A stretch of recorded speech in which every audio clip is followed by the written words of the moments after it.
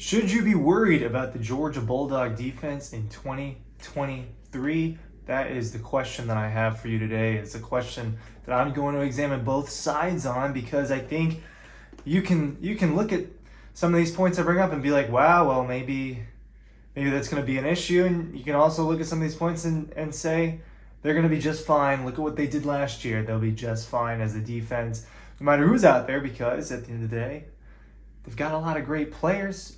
First, Ryan Kelly from Dog Post here. 2 quick plugs. 3 really, if you count both of these books.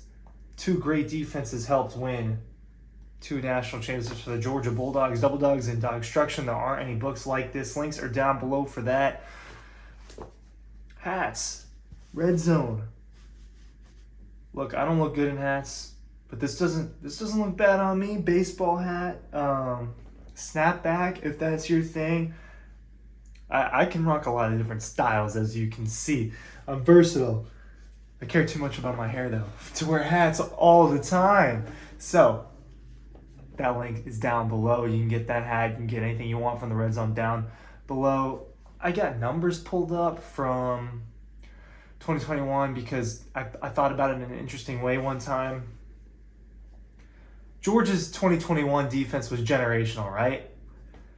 We didn't know it was going to be generational. In fact, I remember very distinctly during the summer of 2021 being more excited about how great their offense was going to be compared to how great their defense was going to be, right? But that was an older group on defense, a lot of really good players that had played a lot of snaps, and a lot of them went to the NFL. But I remember in the summer, the hype was around Eric Gilbert, around George Pickens, JT Daniels, everything that they could accomplish together. Look, it's crazy looking back on it, how different it ended up being. And that defense is really good. So here is what I'm going to say for the people that may be worried about them missing players, for the people that may be worried that some of these young or some of these unproven stars aren't going to be good.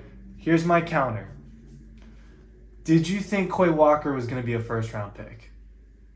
Did you think Devontae Wyatt was going to be a first-round pick? Before the 2021 season started, were those guys you looked at and be like, wow, they're going to be amazing. They're going to be first-round picks. They're going to be NFL guys. Did we think that about Eric Stokes, really? I don't know that I thought that about Eric Stokes. So I look at the defensive line. With Bear Alexander's exit from the team, I think that you have to show some concern for the interior defensive line, right? Who do you have? You have Tremont Wathauer's kind of inside-outside. You got Zion Logue, Nazir Stackhouse, younger guys like Jordan Hall, players that were freshmen or guys that just haven't been out there a lot.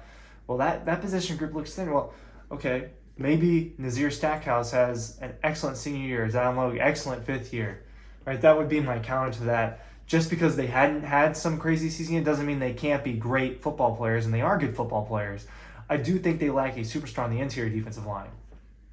So that's one of those things where, well, did you really think about those guys? But they came back, or they had this season and they really played well, and look at what they did. So that's kind of one of my counters. But look, I do think that they have a lot of great players. I think they have groups that they're thin on. I think they're thin at interior defensive line. I do. I think they're thin at the outside linebacker edge rusher position. I think Chaz Chambliss is a good football player, but I don't think Chaz Chambliss is quite as good. He's not as physically impactful as some of these other guys. Even Nolan Smith, who was a smaller guy, was an excellent football player. I don't think they have a true star on the edge. Who will someone step up? Will it be Marvin Jones? Will Chaz Chambliss have a phenomenal senior year? I think he's capable of it. I think he's been around for a while. Is it Darius Smith? I think their linebacker room special. I think from the safety spot, I think they're solid. Corner, who's your guy on the other side of Kamari Lassiter? I'm aware that last year the question was who's your guy on the other side of Keely Ringo, and it was Kamari, and Kamari did just fine. So it's one of those things. I think they're loaded. I do worry. I don't think they're as deep as the last 2 teams. I think they're younger. And the thing about why Georgia's defense was so good in 2021 was because of how old they were and the abundance of guys. In 2022, really, really, really, really good defense. Not quite as elite, but a lot of players, whether they were key contributors or not, were part of that championship defense, and they carried that into the following season. But, you know, the 21 team returned a lot of key leaders. The 22 team on defense returned some leaders. You return, Zion Logue is a leader. You return the two inside linebackers that are clearly leaders for your defense. You return a Malachi Starks, who you think is going to be a superstar. You return a Mike Williams, who you think is going to be a superstar. But Keely Ringo, the amount of moments he was over the last couple of years, how many big moments he was a part of. Nolan Smith, is he possibly the definition of a damn good dog? I think losing him, like, these were guys that were on that 21 team when they were important for that 21 team. Christopher Smith, losing that experience at safety hurts. He's part of the reason why you felt good about the secondary last year. And then defensive lineman Jalen Carter, when you lose a superstar like that and you maybe don't have another superstar who I thought Barry Alexander could be there, then you do worry about that position. So I do look at both sides where, look, this defense is really talented, but I don't think they're quite as experienced and deep. Now, some of them have seen 2 national championships, and some of them have 2 ranks, right? But also, I thought that the offense with Carson Beck moved the ball a little too easily on this Georgia defense, right? It was good to see, if that's your perspective, it was good to see that Carson Beck could get the ball down the field, but was it at the cost of, maybe is this defense going to be susceptible to that? Or is Georgia's offense that good? I do think there are causes for concern. Should you be worried about the Georgia defense, though? I know that was the headline.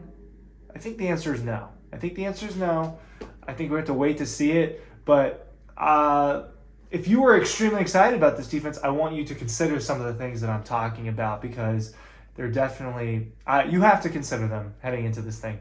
All right, thanks for watching. Links down below. This is a great weekend in Athens to rep the Dogs and do it by getting your gear at the Red Zone. See you there.